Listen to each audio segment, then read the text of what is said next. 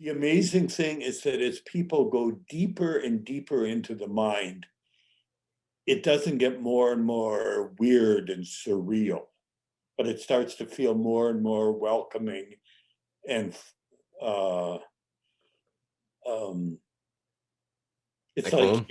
like I've been here before and I forgot it. Yeah. You Yeah. know? Which is reaffirming to me in my being. That feels good to know that there is, in this crazy conundrum that we find ourselves in, it's not really the truth per se. It's there's something else on the other side. Yeah. And so we express that in like he's got the whole world in his hands. You know, that Yeah. there's in spite of all the chaos of everyday living, that there is an eternal dimension within us where all is well. Yeah. Yeah. Yeah, pretty profound. Pretty profound, exactly. It's something not that I could say. Well, I feel like I can understand that because you've understood that. So when I say that to you and you say that to me, you're like, yes, of course. But you say that to somebody that hasn't experienced it, they're like, well, yeah, I guess, but you don't know until you feel it. You gotta feel it, man. Right? You have to, you Yeah, really just something you just have to and experience. both that feeling, it's not just emotion, it's intuitive knowledge. Yeah. You know? Sacred And knowledge. sacred knowledge, that's why I called my book Sacred Knowledge, you It know? really is. Yeah, but we're not used to respecting intuitive knowledge. You know, intuition is a woman's hunch. You know, it's Yeah. not the platonic way of discovering truth, you know? Yeah. Uh, so it's a whole way of discovering truth, if you will, that our culture has tended to devalue, you know? I mean, we do trust it. Do you love your wife? Do you love your kids? You know, why? Well, I just do, you know? Mhm. It's kind of an intuitive commitment, you know?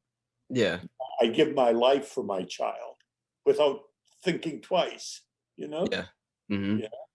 Well, it's that type of thing, that knowledge, that certainty. You know, this is, I'll bet my life that this is true, you know?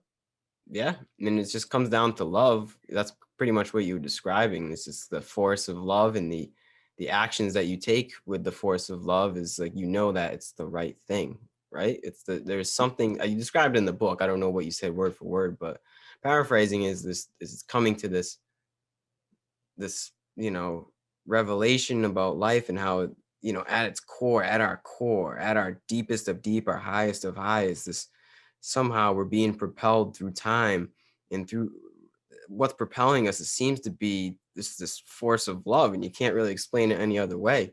you know it sounds hippie-ish, but like it makes sense, when you experience it and you really feel what that love feels like, that unconditional love. And there's really no other way to act after you know that that is the way. Yeah, I'm fond of quoting Dante Alighieri uh, at the end of the Divine Comedy, where he says, quote, I think it's the very last line, it is love that moves the sun and other stars, you know? Mm, So I think he's writing out of his own mystical experiences. But that this love isn't just a mushy, sentimental emotion. It's yeah. an intelligent, creative energy. You know? Hmm. God, you know consciousness, infinite consciousness, whatever label you want to put on it. I think that's the thing, is like, this is all different labels. we can That's we can right. call it millions of different things, but Yeah, as long, it just really comes down to, you have to feel what that God is, what that love is, and to know. And once you know, once you open the door, you always know what's on the other side of the door, I like to say. And yeah, it's really that simple. yeah.